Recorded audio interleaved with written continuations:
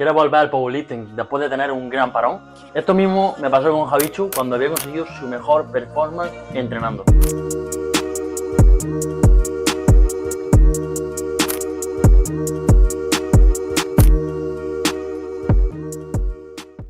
En este vídeo os voy a guiar a través de un caso práctico que os servirá para ver cómo se puede volver a la preparación de powerlifting después de tener un gran parón. Pero antes os voy a poner en contexto. Y es que entender el contexto es clave, ¿vale?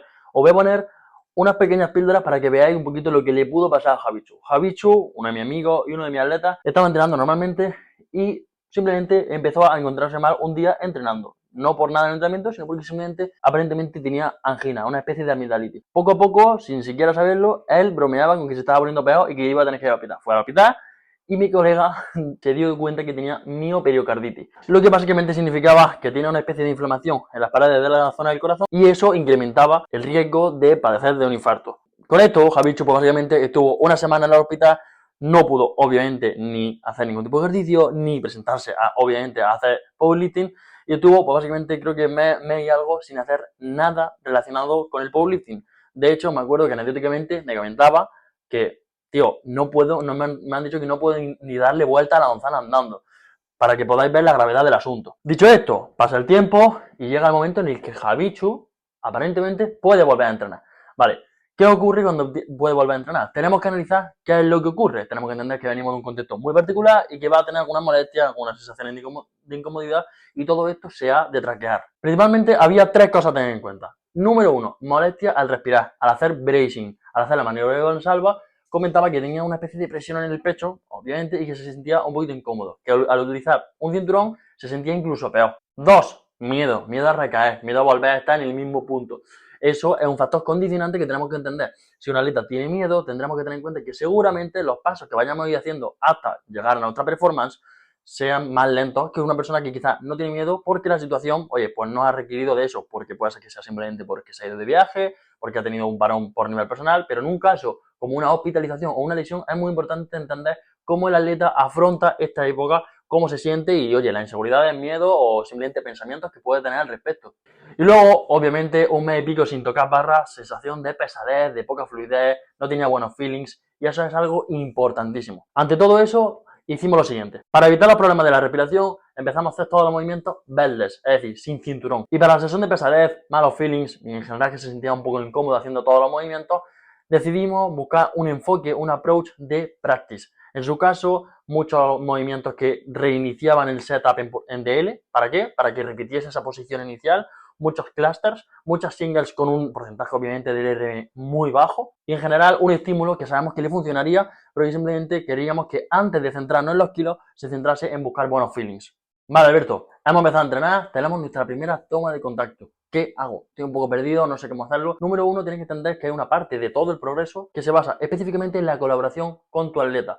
Pregúntale sus miedos, sus sesgos, incluso cómo él atacaría esta situación. ¿Por qué? Porque muchas veces, aunque no lo creáis, atletas que quizás no tienen ni idea de entrenamiento te pueden dar la solución o te pueden dar una vía de trabajo, una primera ruta a empezar a trabajar. Otra cuestión muy importante es cuánto empujo, Alberto. Venimos de a lo mejor su último levantamiento pudiendo ser 170 por 3 o lo que sea en sentadillas. ¿Cuánto empujo? 110, 120, cuántas repeticiones. Vale, es importante entender el caso. Lo que suelo recomendar es que cuando venimos de un caso grave como puede ser el de Javichu, empezamos desde abajo. Y esto no os preocupéis porque ahora haré un poquito más en profundidad posteriormente. ¿Cómo enfoco todo esto?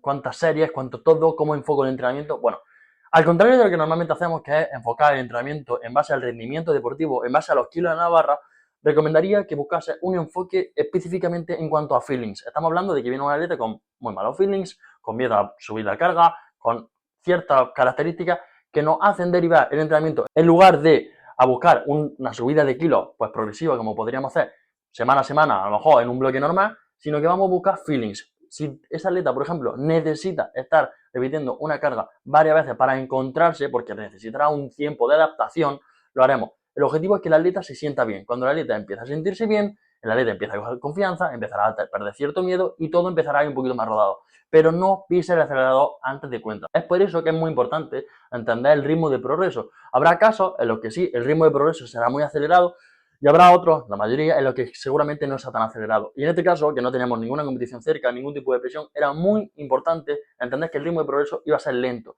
probablemente incluso exponencial. Durante las 4 primeras semanas ya veréis que estamos tocando cargas muy bajitas y poco a poco ese progreso, esos feelings que fuimos acumulando esas 4 o 5 primeras semanas con kilos muy bajitos, le generó confianza, le generó también hambre por volver a entrenar con kilos. Todo eso se fue trasladando al resto de bloques. Así que, dicho esto, Alberto, ¿cuándo empiezo a subir la carga de entrenamiento? Pues es una pregunta muy interesante y que tendríamos que ver seguramente en cada caso.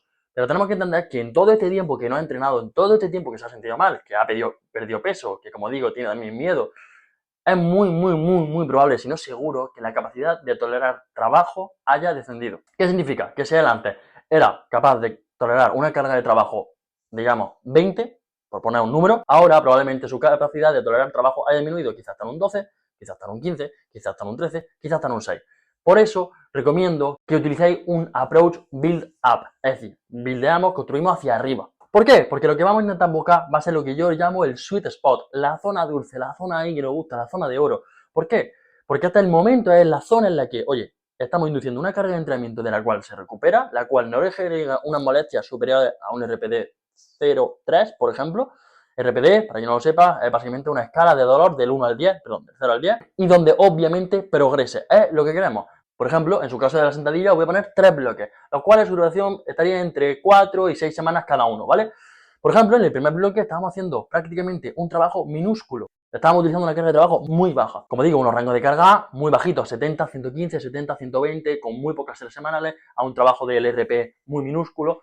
Pasamos al segundo bloque con más ganas, con menos miedo, con un poquito más de practice. Fuimos haciendo también ciertos cambios técnicos, quizás fuimos metiendo poco a poco el cinturón, poco a poco fuimos metiendo un poquito más de carga de entrenamiento, un poquito más de trabajo específico, y cuando en este caso en el bloque 2 pudimos ver que a lo largo de las creo que 5 o 6 semanas del bloque, cuando vimos que todo apuntaba, que todo iba rumbo a coger una buena performance, fuimos inteligentes, fuimos haciendo cambios pequeños, semana a semana, viendo que el RPD no se disparaba, que el miedo no se disparaba, que ninguno de los síntomas anteriores volvía a aparecer, y llegamos al bloque 3, el bloque en el que volvimos a nuestra antigua performance. De hecho, en cada bloque implementamos lo que yo llamo la semana cero. Una de las herramientas que más me gusta utilizar en estos casos y que podéis ver un vídeo específicamente sobre esto en mi canal. Y como digo, llegamos al último bloque ya en territorio de PR tirando 160x4 y como digo, sin ningún tipo de molestia, probablemente con uno de los mejores feelings que ha podido tener durante todo nuestro trabajo conjunto y como digo, con un trabajo inteligente hemos conseguido que durante 3 bloques hemos pasado de estar en la mierda a llegar a una de nuestras mejores performances juntos. Vale, Alberto, ¿y cómo entro a ese territorio de PR? Pues como digo, tenemos que hacer cambios muy pequeños, muy importantes, que tengáis 2 cosas en cuenta. Número 1, no tengas prisa. Y número 2, pregunta al atleta. Es muy importante que durante todo este proceso tenga un papel activo durante la programación. ¿Por qué? Porque ya no solo durante una preparación normal debe tener un papel activo, en estos casos en los que venimos de una hospitalización, de un parón muy largo, donde queremos llegar a una performance buena en el mejor tiempo posible, debe de enseñarte, debe de explicarte cómo se siente. Porque ante todo, por mucho que podamos tener muchos datos, muchos RM estimados, mucho tonelaje, todo esto es un juego de feelings. Si el atleta probablemente no se sienta bien, esto no se traducirá en buen rendimiento. Bueno, y hasta aquí el vídeo de hoy. Espero que os haya gustado mucho, cortito, bastante más currado en cuanto a edición. Espero que haya sido un poquito más ameno. Como digo, si os gusta, de verdad, suscribiros, compartid y de verdad, si me habláis a mí o lo compartís por Instagram, de verdad que a mí me hace el día. Y nada, mi gente, espero que os haya gustado. Un besito y adiós.